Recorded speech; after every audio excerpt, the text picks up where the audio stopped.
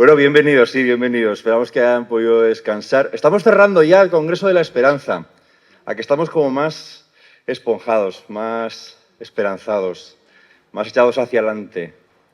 Durante casi 3 días hemos podido reflexionar, pensar y también gozar con muchos momentos en los que no solamente hemos tenido la oportunidad de escuchar a gente muy preparada hablando de esperanza desde campos como la psiquiatría, la sociología, la medicina, la filosofía, sino también a través de realidades concretas que quedan muy lejos, pero que yo creo que han conseguido también llenar este espacio de interrogantes y también de respuestas, como las que escuchábamos ayer por la tarde.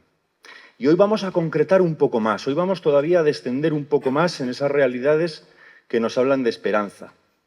En este caso, realidades que nos hablan desde la provincia de Teruel. Y lo vamos a hacer con testimonios que nos hablan de esperanza desde momentos y circunstancias que sí que los conocemos o que estamos muy próximos a ellos.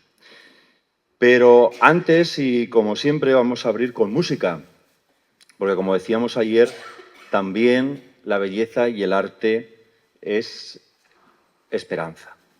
Y lo vamos a hacer con Sarabel Delgado, que algunos ya la conoceréis desde hace mucho tiempo, y a los que no la conocéis todavía, pues hay que decir que es profesora de un instituto aquí en Teruel, es violinista, pero además, desde hace tiempo, pues Sarabel realiza diversas actividades en las que fusiona la música con la meditación, como los viajes sonoros que ha realizado en diversos puntos en los últimos años. Así que, Sarabel, cuando quieras, muchísimas gracias.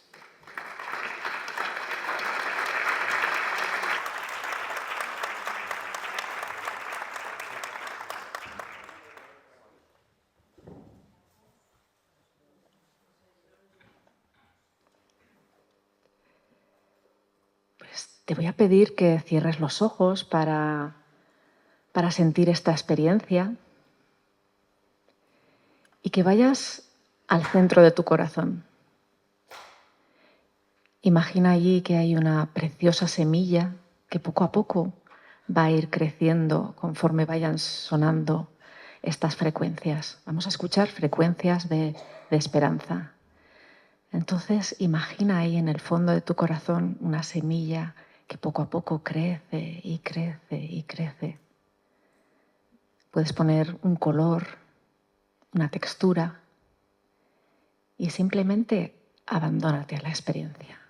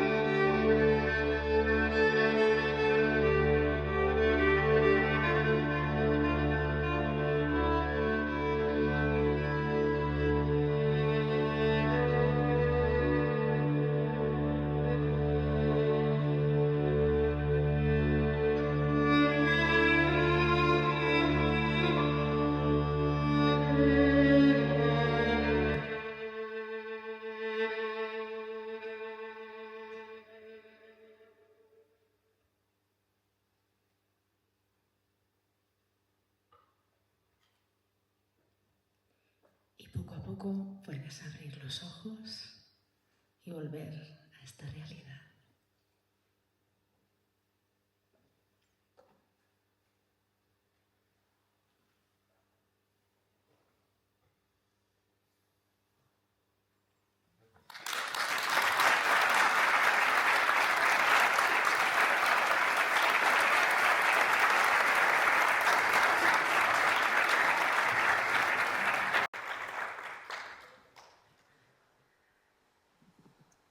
Bueno, arranco ya, ¿no? Como decía hace un ratito, buenos días, espero que hayáis disfrutado de una buena noche de sábado primaveral en Teruel. El Congreso afronta ya la recta final y la afronta con retraso, como todos los buenos congresos. Así que vamos a intentar entrar ya en materia. Hoy tenemos con nosotros a María José Perruca, que es una psicóloga con amplia experiencia, terapeuta, tiene raíces turolenses, como muy bien dice su apellido, y viene dispuesta a ponernos en un contexto de las razones, motivos, causas, efectos del malestar en la sociedad contemporánea. Durante un ratito nos va a explicar su particular visión del problema y luego entraremos en un turno ya y yo de preguntas y contestaciones. Gracias. Cuando quieras.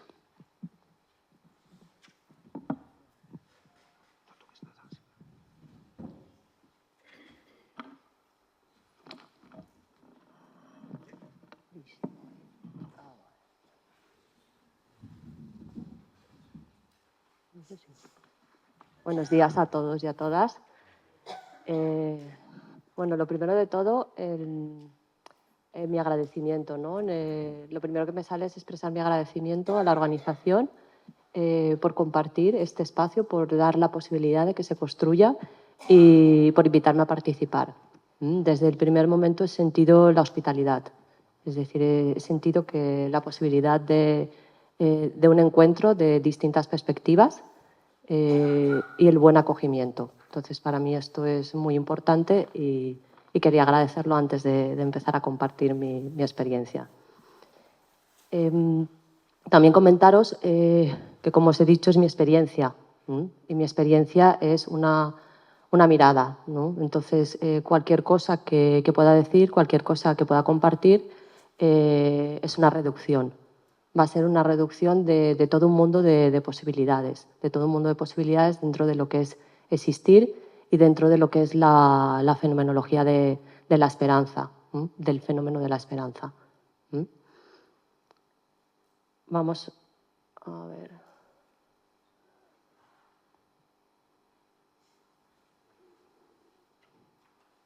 Me han dicho que tenga paciencia, ¿qué pasa? Ahora. Ok, en primer momento, vamos a ir abordando, el título es La esperanza en el malestar contemporáneo. ¿Vale? Entonces, para mí va a ser, os voy a describir, o voy a intentar describir brevemente la perspectiva desde la que he leído la esperanza fenomenológica, la sociedad contemporánea y el malestar que se genera en este modelo de sociedad. Y también algunas aproximaciones que creo que es importante de cómo construir esperanza, es decir, cómo podemos ir mirando para poder co-construir espacios familiares y esperanzadores en nuestras relaciones, no solo en el ámbito clínico ni en el ámbito de la terapia, sino en el ámbito comunitario. Como dice Bloch, para empezar, la naturaleza humana es la negativa a aceptar el mundo, lo fáctico, la realidad misma, como algo ya terminado. Por eso el ser humano aparece como un ser que es capaz de desear lo imposible, porque existe una diferencia radical entre lo que es y lo que puede llegar a ser. Este va a ser uno de los puntos fundamentales de los que voy a partir. Es decir, somos seres en camino. Somos caminantes, vamos en continuo cambio, en continua transformación, con lo cual la tensión que vamos a ir viviendo y experienciando a lo largo de la vida va a ser este contraste, este contraste entre dónde estoy y a dónde quiero ir. Y ahí es donde se va a fraguar la esperanza, en esa apertura. ¿Qué entendemos por sociedad contemporánea? Lo hemos visto a lo largo de estos 2 días de compartir, ¿no? digo algunos resumen, pero vamos, un poco ubicada en lo que ya hemos estado comentando y compartiendo con los compañeros, ¿no? Estamos en Heidegger la llamaba la Gestell, ¿no? Que decía que era como ese espacio que se había construido a través de la tecnociencia, de una sociedad moderna y una sociedad centrada en el modelo científico, en el modelo positivista, en el modelo en el que se busca una verdad absoluta, un modelo de absolutismo. Nos encontramos entonces con una crisis ecológica a gran escala. La aparición de la sociedad de la imagen, es decir, una lucha continuada entre lo que soy y lo que debería de ser, lo que se espera. Se espera una imagen de un humano concreto, de una forma concreta y con mucha presión a la hora del desarrollo, a la hora de construir nuestra propia identidad. La conversión de todo en mercancía de rápido consumo. Las relaciones se llevan a la objetivación, a la cosificación. Somos como mercancías, ¿vale? Y hay una confusión ahí muy importante y fundamental de valores, ¿no? Porque se nos trata como si tuviéramos precio, como si las cosas solo valieran por lo económico. Y la persona no vale por lo económico, no es una mercancía, no es algo con lo que se pueda negociar ni transaccionar, ¿eh? Vale porque tiene valor. El individualismo galopante, la política convertida en un espectáculo, la prioridad excluyente de lo económico y con ello de lo que puede ser calculado. Y cuando hablamos de calculado, no solo hablamos de calculado a nivel económico, a nivel de valor económico, sino hablamos de lo calculado de cómo las cosas o las experiencias tienen que estar planificadas y tienen que llegar a ser de una determinada forma. Una dificultad muy fuerte en poder asumir que las cosas son como son y a veces salen como salen. La pretensión de planificar, como os he comentado, se uniformiza. Tenemos que llegar a un modelo de imagen y a un ser de una determinada forma. La uniformidad nos define también como sociedad contemporánea. Crisis de valores y espiritualidad y la sociedad del miedo y de la impotencia. La sociedad de no poder moverse, una sensación de estar como petrificado, cristalizado, una dificultad muy fuerte de poder construir alternativas. Luego iremos comentando un poco el tema dentro de la fenomenología de la esperanza, la sensación del tiempo. ¿Cómo es el tiempo? ¿Cómo se vive el tiempo? La fragmentación que hay.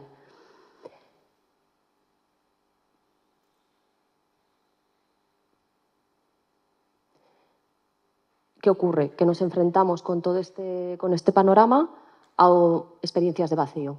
Cuando hablo de malestar contemporáneo me refiero a la experiencia de vacío. ¿Y cómo la definiríamos ampliamente? Una sensación crónica de insignificancia, de desvalorización, de impotencia, de incapacidad, vacío, frustración, apatía, desesperación, desprotección, desesperanza, inseguridad, desamparo, desconfianza, vulnerabilidad, compulsividad, obsesividad, dependencias tóxicas, rigideces, dogmatismos, fallas en la comunicación. Todo esto está construido de vacío y estamos en una sociedad con mucho y con mucha sensación de vacío.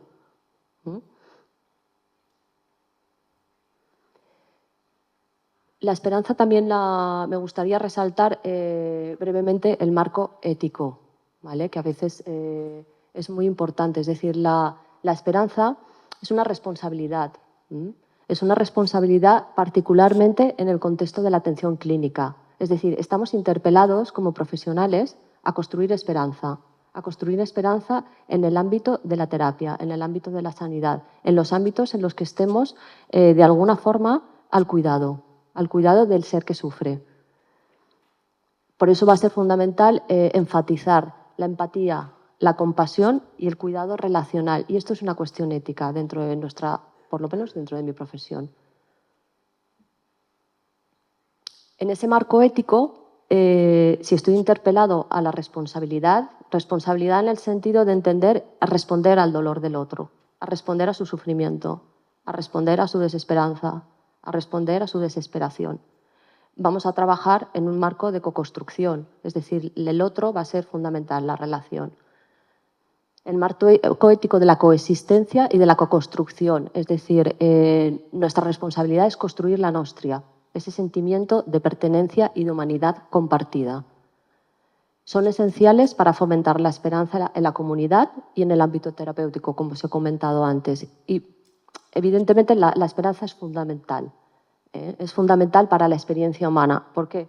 Porque la esperanza va a influir en la percepción que vayamos construyendo, en el significado que vayamos dando a las adversidades que vayamos viviendo. Con lo cual es digamos, como un elemento fundamental a la hora de significar la experiencia. Y también nos va a marcar cómo vamos interactuando con los demás. Es decir, nos va a marcar a nivel de significación y a nivel relacional, que se dan de forma, evidentemente, interactiva. Dentro de las perspectivas psicológicas, el factor crítico se va a considerar la esperanza como un factor crítico en salud mental. ¿Por qué? Porque la esperanza mejora la recuperación, facilita la resiliencia y genera bienestar. Fomenta el bienestar general, con lo cual es fundamental en los ámbitos de profesionales de la salud mental. Vamos a trabajar desde la esperanza, vamos a fomentar esperanza, porque sabemos que fomenta la recuperación y la resiliencia. Va a ser un catalizador clave también para la recuperación. Es decir, en los estudios de investigación está visto que conforme se va construyendo esperanza, conforme se va trabajando las posibilidades de reducir el malestar, se van reduciendo también los síntomas.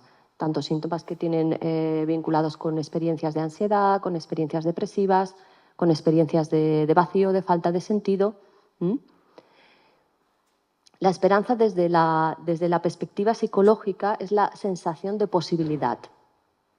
Es decir, estar conectado con la sensación de posibilidad. Es decir, esa sensación que nos permite sentir que hay un futuro mejor. Es decir, que podemos ir a un lugar mejor, que podemos aspirar a un lugar mejor. Ayer referenciaba Merino, ¿no? Es decir, ¿se puede resolver el conflicto interno? Sí. Si uno quiere y está dispuesto, hay herramientas, hay posibilidades. Es decir, podemos ir hacia un lugar diferente. También es muy importante dentro de las perspectivas la relación entre los acontecimientos adversos de la vida y los resultados. Es decir, cómo reacciono ante los acontecimientos adversos y si se genera malestar o no se genera malestar ya en una repercusión a nivel de salud mental. Con lo cual, la esperanza también actuaría como un factor protector. Es decir, la esperanza nos protege del malestar y a la vez nos facilita catalizar y salir del malestar. Tiene como esta doble funcionalidad.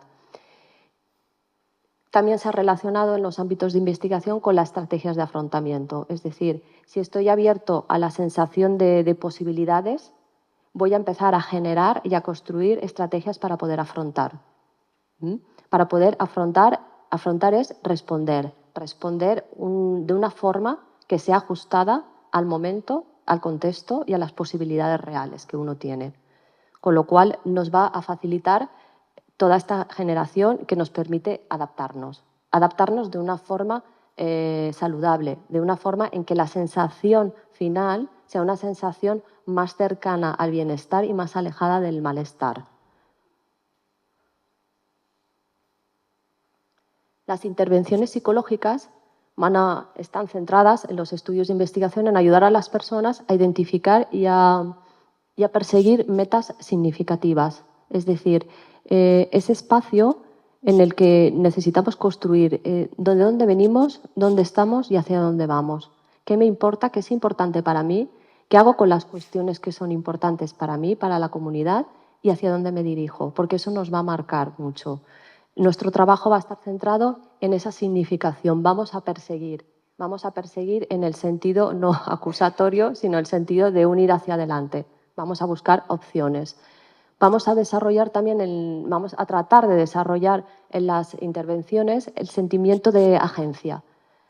¿Cuál es el sentimiento de agencia? La agencia es la percepción que tiene uno mismo de su capacidad para responder ante una situación. La capacidad que llamamos de ajuste, es decir, derivar caminos a metas deseables y usar las vías para ello.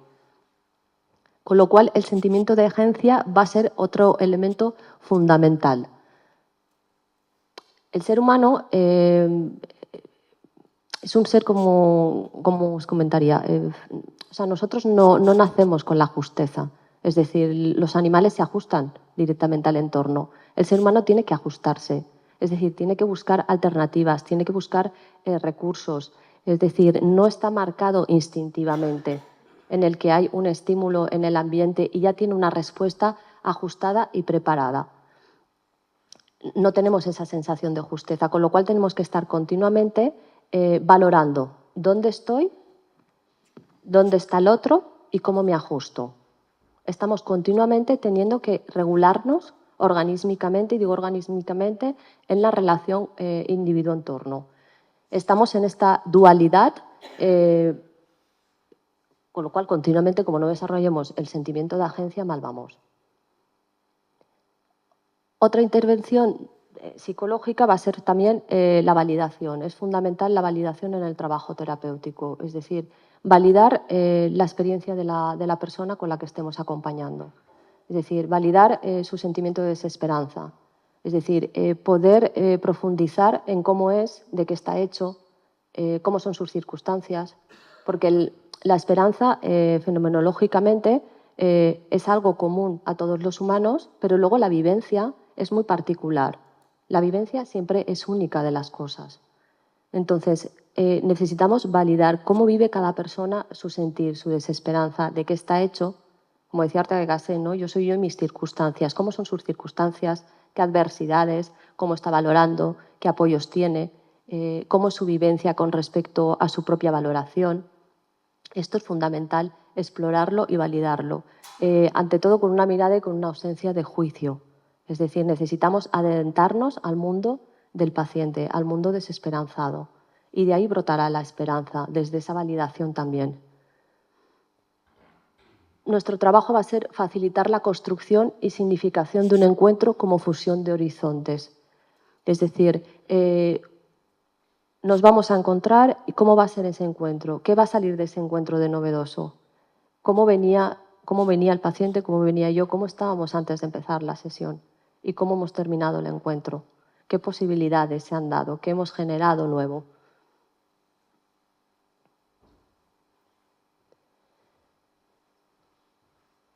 La relación terapéutica sólida y empática con los pacientes mejora significativamente el sentimiento de esperanza y de resiliencia.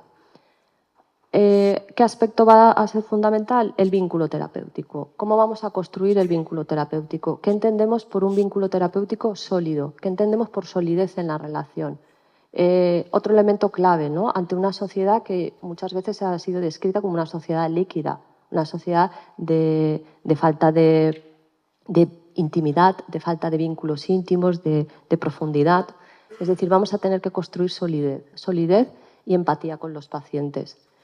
Y en el ámbito de salud mental, los pacientes luchan contra sentimientos continuamente de desesperanza y de desesperación, con lo cual va a ser fundamental. Estamos continuamente en contacto con la desesperanza y la desesperación.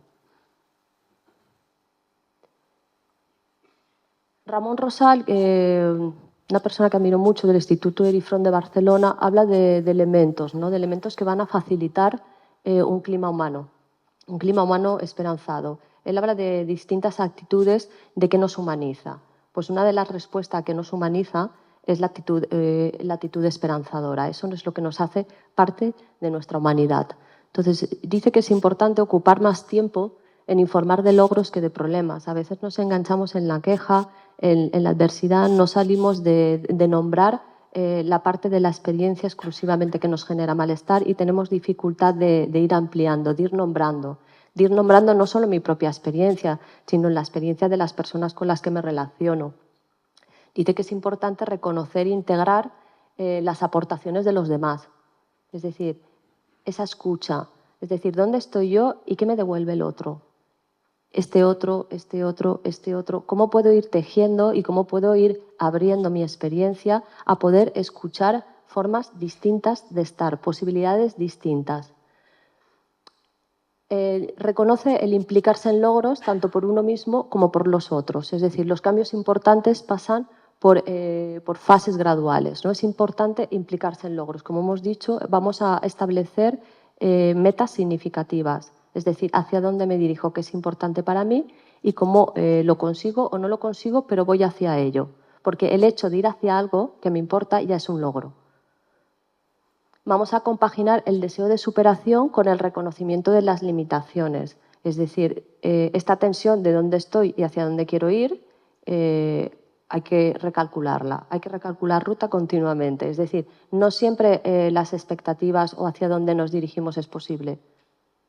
Entonces, vamos a trabajar en la relación terapéutica para poder tomar conciencia de dónde me encuentro y ver qué posibilidades tengo. Y a lo mejor ya veremos dónde terminamos, porque tenemos que ir de alguna forma sosteniendo esta incertidumbre de no sabemos dónde vamos a llegar. Sabemos que vamos a generar alternativas, pero la forma, el momento que van a tomar es una incertidumbre a sostener en todo el proceso.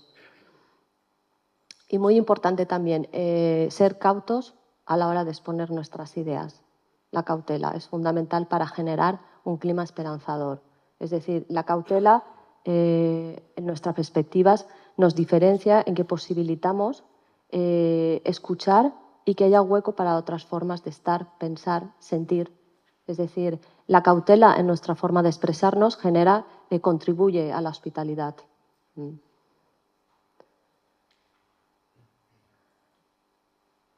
Aquí os he marcado de... ¿Cómo vamos de tiempo? Juanjo. 20 minutos aproximadamente. Vale. No te pegas otros 20. No, vale, por eso yo voy a abreviar. Me digo, si no, me llaman al orden con el tiempo. Os he puesto unos elementos que sí, como súper resumen, pero son profundos. Es decir, todo esto podríamos estar hablando mucho tiempo de cada uno de ellos. Para mí son la brújula en el acompañamiento terapéutico. La brújula desde la relacionalidad y desde el ímpetu vital. El ímpetu vital es el ir hacia. Luego comentaré también un poquito el ir hacia. Es la conciencia. La conciencia es intencional.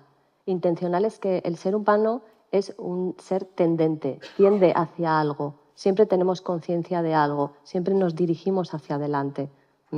Y esta energía, existencialmente, la llamamos el ímpetu vital. Entonces, en este acompañamiento, empatía, hemos dicho que va a ser fundamental para construir esperanza. Ancla. ¿Qué entiendo por ancla? Resumidamente, la relación sólida, la solidez, el sostén. Es decir, el terapeuta, ante la tormenta, es el ancla que puede respirar, el ancla que se mantiene ante la desesperación, el ancla que está conectada ante las posibilidades, el ancla que espera con esperanza. Y desde ahí podemos sostenernos. Es decir, es fundamental crear un fondo de seguridad.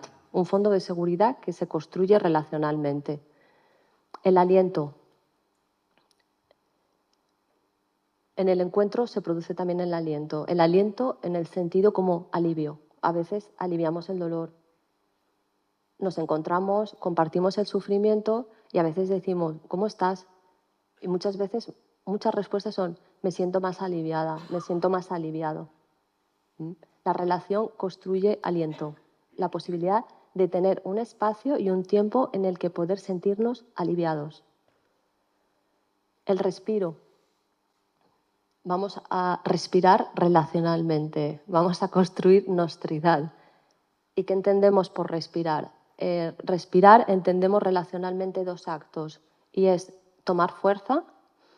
Si yo inspiro tengo que tomar fuerza, probarlo. Y además vais notando cómo os vais irguiendo, la tendencia corporal es a estirarte y a poneros firmes. Firmes es hacia adelante. Entonces, el respiro nos da fuerza y cuando expiramos nos da descanso. La relación terapéutica va a ser un espacio para tomar fuerzas y para descansar. Y vamos a ir interactuando con este respiro. Otro elemento muy importante es la proximidad. La proximidad implica estar junto al otro, el ir juntos en la misma dirección, en ese acompañamiento. Sentirse próximo es sentirse interpelado por el sufrimiento del otro, es sentirse llamado a responder. Es una cuestión ética la proximidad, es decir, próximo de mi prójimo, el que es sufriente, el ser sufriente, estoy interpelado, estoy llamado. No soy esclavo del dolor del otro, pero sí que soy rehén. Es decir, no puedo no mirar el rostro del que sufre. Acompañarlo. La hospitalidad, otro elemento que marca mucho en la filosofía de Levinas. La hospitalidad. La hospitalidad es una apertura de mente en el sentido de conciencia. Es decir, ¿cómo recibo al otro? Lo recibo con todo mi ser. Lo recibo con toda mi conciencia sensorial, emocional, cognitiva. Es decir, recibo al otro como una casa en la que puede pasar, hacer muchas cosas, alentarse, a respirar, a descansar, a ser el que es, a poder revisar cómo se encuentra, de dónde viene, dónde está, hacia dónde se dirige, poder revisar su memoria. En esa hospitalidad damos paso a que el otro sea, y sea lo que viene siendo, lo que es. La nostridad, lo hemos comentado también, ese proceso de co-construir. Y el niño interior. Cuando hablo del niño interior, hablo del terapeuta. Porque muchas veces venimos, no vamos a elaborar, vamos a trabajar el niño interior del paciente. No. El terapeuta, la persona que acompaña, tiene que tener contacto con su niño interior. ¿Por qué le llamo niño interior? Porque la esperanza, si yo tuviera que contestar a la pregunta ¿qué es la esperanza?, diría un niño. La esperanza son los niños. La esperanza está en ese lugar de posibilidades, en ese lugar porque los niños pueden crean, imaginan, fantasean posibilidades mejores todo el tiempo, posibilidades de ir hacia su deseo. Son espacios de juego, espacios de recreación en los que el mundo es posible anticiparlo esperanzadamente. Esto muchas veces se va deteriorando, por eso hay que ir en contacto, es decir, si soy un ancla, como hemos dicho, si mi función va a ser también anclar la relacionalidad, tengo que estar en contacto con la esperanza, tengo que estar en contacto con las posibilidades. Si no, sería muy difícil poder ir hacia adelante. Esos momentos en los que, como acompañantes, a veces sentimos, esto no tiene arreglo, vamos fatal. No sé cómo vamos a salir de esta. Esto va pasando muchas veces en el proceso terapéutico. Es un momento en el que tienes que parar, como terapeuta a revisarte cómo de contagiado estás de la desesperación, cómo de lo contagiado estás de la desesperanza. Porque en la relación se crea una atmósfera en la que vivimos juntos esa nostridad. Entonces necesitamos tomar conciencia y tener la posibilidad de ir y venir de esa desesperanza, ¿vale? Para poder seguir funcionando como ancla. Y ya me callo. Ya. Bueno, damos las gracias a María José. La verdad es que ella parece una persona jovial y durante su intervención, si lo habéis observado, ha tenido un rictus de seriedad importante, con lo cual el asunto es preocupante. El tema de la desesperanza es preocupante. Bien, yo, a modo de resumen un poco de tus palabras, María José, no tengo claro si somos consecuencia de una sociedad a la que has descrito aquí con una serie de taras importantes. No tengo claro, decía, si somos consecuencia de esa sociedad o el problema de la desesperanza es también un problema personal o son ambas cosas. Para mí son ambas cosas. La sociedad somos todos. Es decir, hay una parte que sí que viene, digamos, como heredada. Es decir, venimos, como decía Heidegger, arrojados al mundo. Te arrojan al mundo y el mundo está de una determinada forma. Llegas a un mundo en un contexto cultural particular, a una cultura particular, a un momento histórico particular y a partir de ahí te vas construyendo. Entonces, para mí, en principio, llegas a un lugar en el que luego formas parte y a partir de ese formar parte es donde puedes, empieza con un proceso a nivel de desarrollo de identificación. Te vas identificando culturalmente, la imagen, qué se espera, cómo va esto de la vida en este mundo y luego ya empiezas a cuestionarlo. Pero una cosa, María José, somos seres sociales, entiendo. Somos seres sociales, es decir, uno de los elementos constituyentes del ser humano es la socialidad, la relacionalidad. Pero, sin embargo, has hecho hincapié antes en la cuestión de la voluntad. La voluntad no es una cosa social, es una cosa muy personal. Y has puesto la voluntad como uno de los antídotos principales para combatir la desesperanza. Es decir, tienes que salir del autoconvencimiento, no del medio en el que estás, entiendo. La voluntad es parte del proceso, es decir, somos seres deseantes que nos dirigimos hacia algo, pero si no ponemos la voluntad y la acción en marcha, esto se quiebra. Entonces, esta cuestión es difícil porque hay que tomar decisiones. Es decir, la actitud, o sea, la esperanza es una actitud. Es decir, uno tiene que tener la actitud de querer estar esperanzado, de ir hacia una búsqueda de posibilidades. A ver, ¿qué porcentaje de inconformismo hay en esa tendencia a caer en la desesperanza? Porque el inconformismo en sí mismo a lo mejor es un atributo humano del que no te puedes separar. Si tú naces inconformista, tienes muchos riesgos de caer en procesos de angustia, desesperanza. El inconformismo depende de cómo lo construyas. Es decir, la crítica es fundamental para el crecimiento. Es decir, el aspirar a otro lugar, el cuestionar dónde estás y hacia dónde vienes, eso es crítico. La crítica es crítica para poder desarrollarse. El inconformismo muchas veces está como impregnado de algo estático, ¿no? De reniego. Como yo, bueno, me sale en valenciano cuando mi hijo se pone, fica renegós. Es decir, pues te pones ahí a renegar y no haces nada.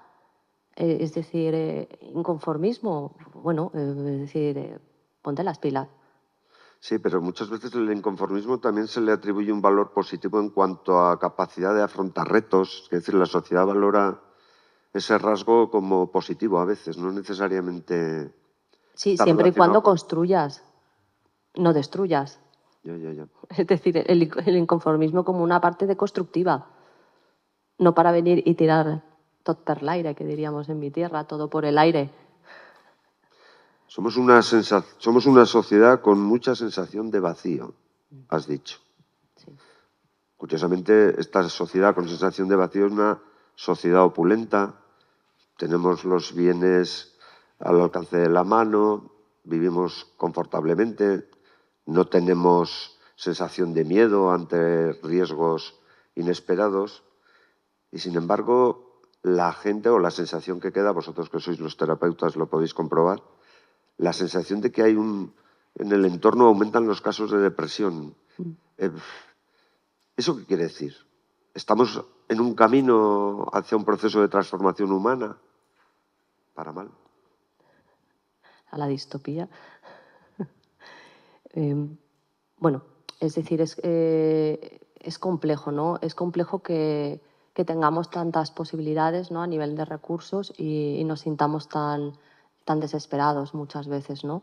Creo que tiene que ver un poco con cuestiones de la existencia, ¿no? Del modo de existir. Hay una quiebra muy importante, una fragmentación, por ejemplo, en el lenguaje. Esta sociedad, dentro de la sociedad tecnológica, ¿no? Se fragmenta el lenguaje, aparece la burocracia, aparece la tecnociencia, es decir, aparecen muchos elementos que tienen que ver con la construcción de relacionalidad, no con el llenar, no con coger y llenar cosas. Es decir, tenemos muchas cosas accesibles con las que podemos llenar, pero el fondo, es decir, es un fondo que no hay solidez.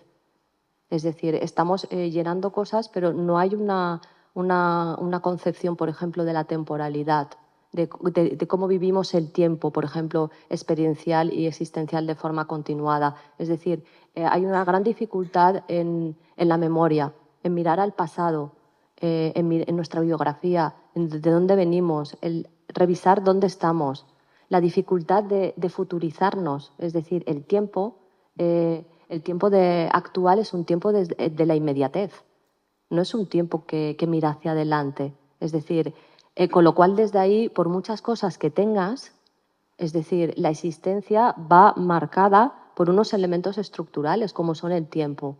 Si el tiempo está fragmentado, si no puedo hacer memoria y no puedo proyectarme, puedo tener muchos recursos, pero los voy a meter y caer en saco vacío. Es decir, un cesto que le vas echando y por ahí te va un cesto de mimbre chorreando el agua. Entonces, es muy complejo. También dentro de esa dificultad de futurizarnos, es decir, esta desesperanza, no se admite la utopía. Hay una quiebra también de lo utópico. Entonces, es decir, es complejo ir hacia adelante cuando hay pocos asideros, pocos lugares a los que cogerse. Los vínculos están líquidos, es decir, las relaciones de intimidad, pues cada vez hay más fractura en lo íntimo. Pues podemos tener de todo. Pero Mira, ¿para qué? yo quiero volver a lo que comentábamos antes, la sensación de bienestar, de opulencia, si quieres exagerar. ¿Nos está convirtiendo en seres perezosos esa disponibilidad de medios y de recursos? Perezosos en cuanto al propio trabajo interior de analizarse, de intentar ser mejor persona, de trabajar en la ayuda a los demás. ¿Nos está haciendo seres perezosos la riqueza? Poquito, ¿eh? La opulencia, un poquito de pereza genera. Sí, sí, creo que sí, que nos pone, pero es paradójico, nos pone una pereza, pero una pereza profunda, hasta el punto de que nos cristaliza, Nos transforma, nos está transformando, ¿no? te quedas ahí solidificado y la opulencia se termina. O sea, la opulencia no es un elemento trascendental. Sí, pero venimos de generaciones por detrás en las que se ha trabajado, se ha instado a que la gente prospere, mejore en medios materiales. Era como un fin. Ese fin parece que llega ahora mismo por sí solo, prácticamente. Entonces, Sí, parece que a lo mejor tenemos que cambiar de fin, o ese fin ya ha llegado, es decir, ya tenemos... no hay como un límite, es decir, siempre más ciencia, más avance, más de tot y más pereza, como tú dices, a la hora de generar, de sostener lo que es la adversidad y lo que es el malestar. Es decir, hay un mito también dentro de nuestra contemporaneidad, es que entendemos por bienestar. Si bienestar entendemos por bienestar la ausencia de síntoma, mal vamos. La mira, ausencia de malestar. yo con el malestar, la primera... Mal vamos, es decir, porque el hecho de somos seres que tenemos que convivir con el malestar físico, psíquico, relacional. Es decir, si nuestro ideal de bienestar es que esto desaparezca, no, esto es inalcanzable. A ver, es un reto difícil convivir con el malestar. Es decir, Ese es el reto, es decir, el activarse, poner la voluntad, pasar a la acción, abandonar la pereza de este ideal casi paradisiaco de bienestar y empezar a gestionar lo que hay. Y lo que hay es que las cosas son como son y van como van. mira, me ha llamado mucho la atención un comentario que has hecho diciendo que vivimos un sentimiento de inhumanidad compartida.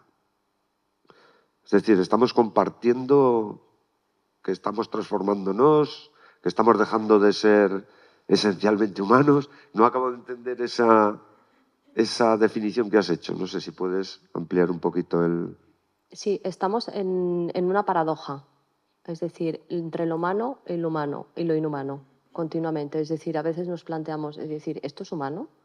Es decir, esta forma de funcionamiento lo podemos llamar humano. La cosificación, la tecnificación, ¿esto es humano?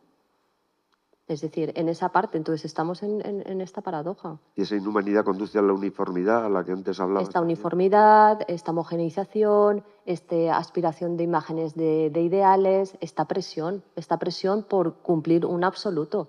Y la vida no es absoluto, la vida es trascendencia y trascendencia es cambio, es continuidad, es un no llegar de forma absoluta a nada. Es que has hablado de la sociedad de la verdad absoluta. Sí. ¿Pero cuál sería esa verdad o cuál sería esa...? Sí, es como alcanzar, estamos en una sociedad que a la vez está abierta a la diversidad y a la vez está impregnada de totalitarismos y de absolutismos y de dogmas. Mira, aquí en el Congreso a lo largo de estos 2 días se ha quedado claro también que estamos en un proceso de transformación en el que el totalitarismo está ahí, pero a veces es visto como un remedio también. Es decir, es la falta de análisis, de autocrítica, es un colchón, ¿no?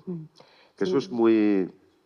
Claro, si no tienes asideros, si no tienes dónde cogerte, necesitas cogerte a algo. Y la verdad es muy suculenta, ¿no? Es decir, que alguien te diga esto es lo cierto y esto funciona así, alivia mucho la angustia. Es decir, estamos en ese cambio tan importante de incertidumbre que genera unos niveles de angustia que los totalitarismos funcionan. Es decir, son la medicina, son el apoyo, son aquello donde yo me cojo para poder de alguna forma liberarme de la angustia que me genera el no saber ni dónde estoy ni a dónde voy. Claro. Entonces, El niño interior. Todos hemos oído que la patria de uno es la niñez. Has evocado la niñez como el tiempo de la pureza, de la ingenuidad, de la verdad, en definitiva. Y precisamente esta sociedad a los niños no sé hasta qué punto los está encaminando a que sean capaces, sean seres autónomos, autocríticos, pensadores, en definitiva, que vayan encontrando caminos para combatir todas estas dolencias que tú has detectado, que nos estás exponiendo. ¿Qué te parece?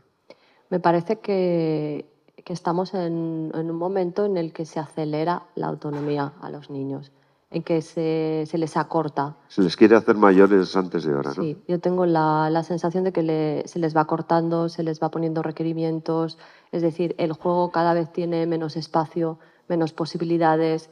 Hay una dirección fuerte hacia la dogmatización, el deber ser y mucha aceleración. Es decir, igual que vivimos en un espacio en el que, como os he comentado, el tiempo está fragmentado y una de sus cualidades es la celeridad, aceleramos también las etapas de desarrollo.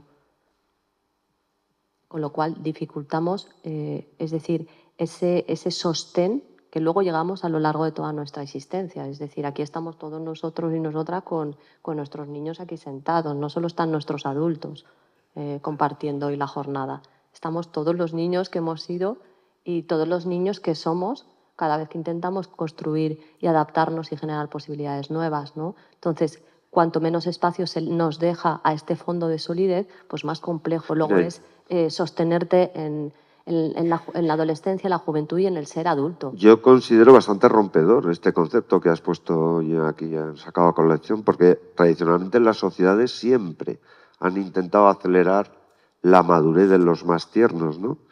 Si realmente nos empezamos a dar cuenta de que eso es un error, igual a medio o largo plazo hay esperanza de cambio. Sí.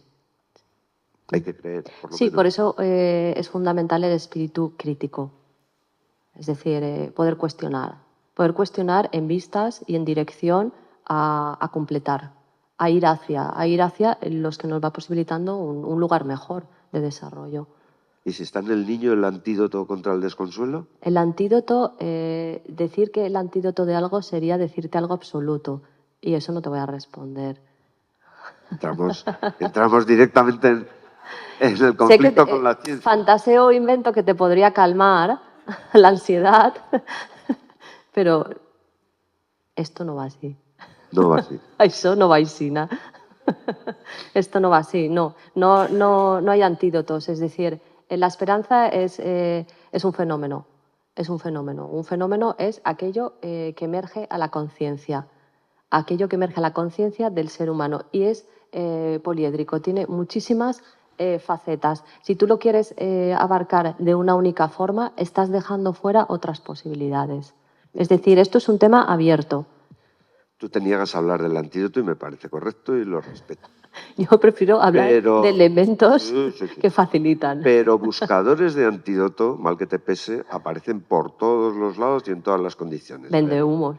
Los especialistas como tú, que tenéis formación, que estáis ahí en la brecha, en la batalla, ¿qué nos aconsejáis a la gente común cuando alguien intenta sanarnos el alma sin saber exactamente qué tipo de preparación tiene?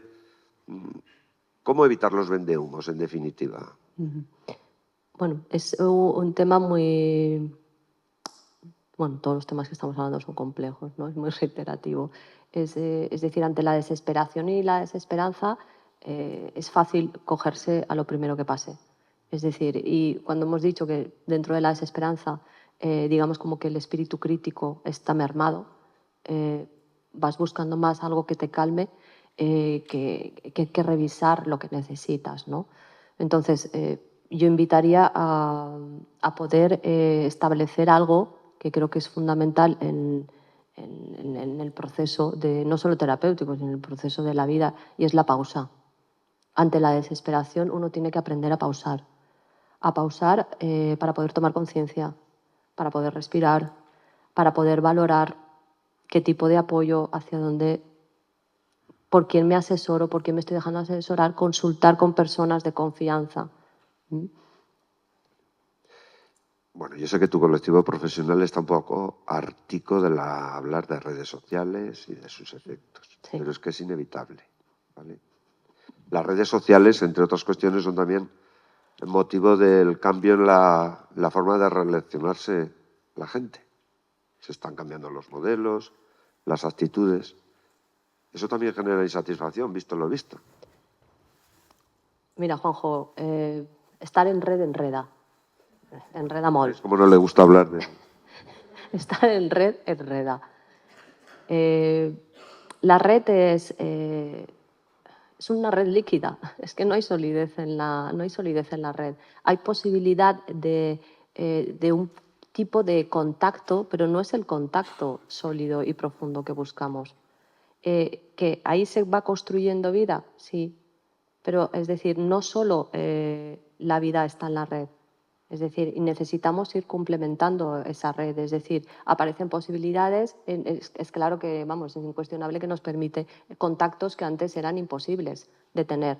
Ahora, ¿nosotros en qué tipo de contacto estamos pensando? Porque a lo mejor ahí tenemos que buscar otras formas de estar. Es decir, puedes estar en la red, pero se requiere de presencia y de una presencia sólida.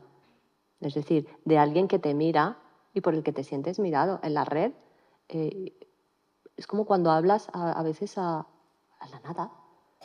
Es decir, Sí, pero la tentación es una cosa muy humana, ¿eh? la tentación es muy humana porque la red es otro fármaco. Va todo rápido e inmediato, alivia, a la vez que expone poco. Entonces, claro que te dan ganicas, Cambio de todos ahí tercio. con el móvil entran. Mira, yo soy un niño de pueblo. Fui niño y fui de pueblo. Y yo De recuerdo... cerca de Calamocha. Cerca de Calamocha, curioso, sí. Lo bueno está todo en la misma zona. Yo lo que sí vi y luego oí a mis mayores es que la sensación de comunidad generaba unas corrientes de solidaridad que están desapareciendo. Eso yo creo que también debe estar influyendo en esta sensación de vacío que vivimos actualmente, ¿no? Digo, no sé, ¿qué opinas? Sí, la comunidad. La solidaridad, el apoyo común, el sentirte arropado inmediatamente. Sí, creo que esto emerge. No creo que se haya perdido del todo, ¿no? Ante situaciones sociales adversas, por ejemplo, todo lo que hemos vivido en Valencia en los últimos tiempos, la gente se moviliza, la gente se une. De repente aparece como un sentimiento de comunidad que parece como olvidado. Dices, ¿de dónde ha salido esto, no? De la individualidad ha salido esto y dices, bueno, hay un fondo que dices, a veces emerge este sentimiento comunitario.